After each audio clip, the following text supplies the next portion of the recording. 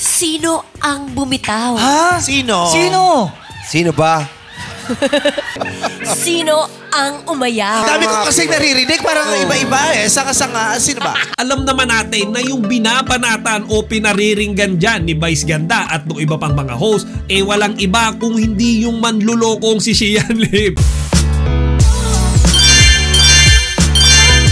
Magandang araw mga kachika! Rigel po ulit ang New Chika Patrol!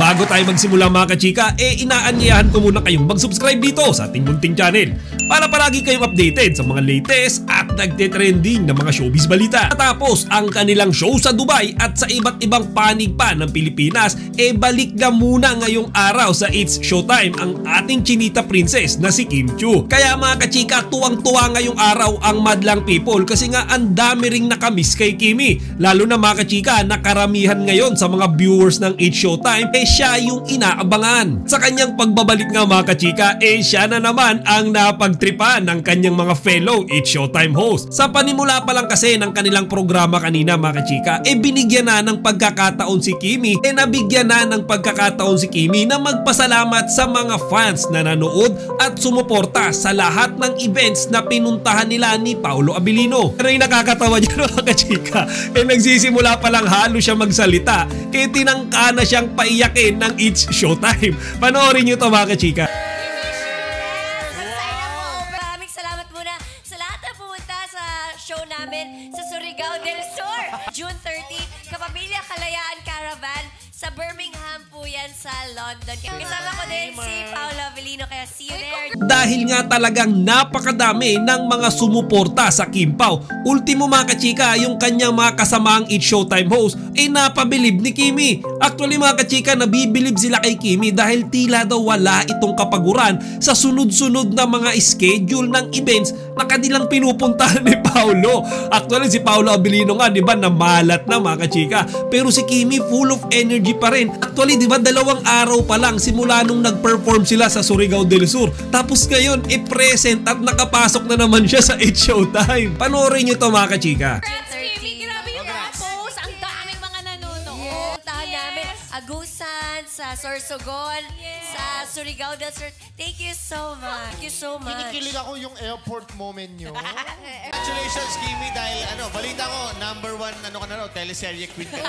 Ang swerte natin, friend natin si Kimi. Thank you so much. Di ba mga kachika, kaya nga nung napanood ko yan kanina, bumilib lalo ako kay Kimi. Kasi tinitingala na siya nung kanyang mga kasamahan sa trabaho mga kachige. Kung baga tingin nila kay Kimi ngayon, ibang level na.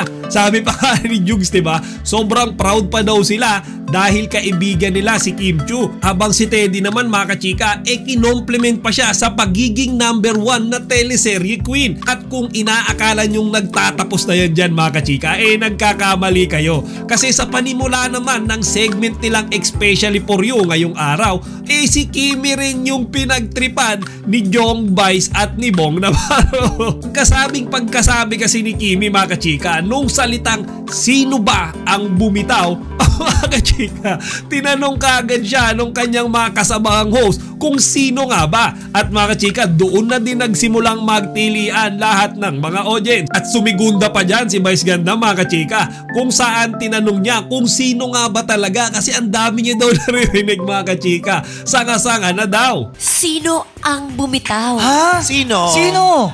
Sino ba? Ba't ang dami tanong? Dami ko kasi naririnig, parang iba-iba eh. Sanga-sanga, sino ba? Sino ba sumuko? Sino ba yung mga sumuko? Napapaligiran na namin kayo, sumuko na kayo.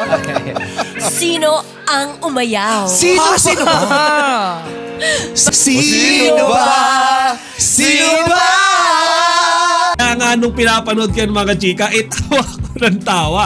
Kasi parang niluluto nila si Kimi doon sa gitna. At si Kimi naman mga kachika, syempre, hindi siya makapagsalita. Pero sa ating mga manonood, alam naman natin na yung binabanatan o pinariringgan dyan ni Vice Ganda at ng iba pang mga host, walang iba kung hindi yung manlulokong si Sheehan Lim.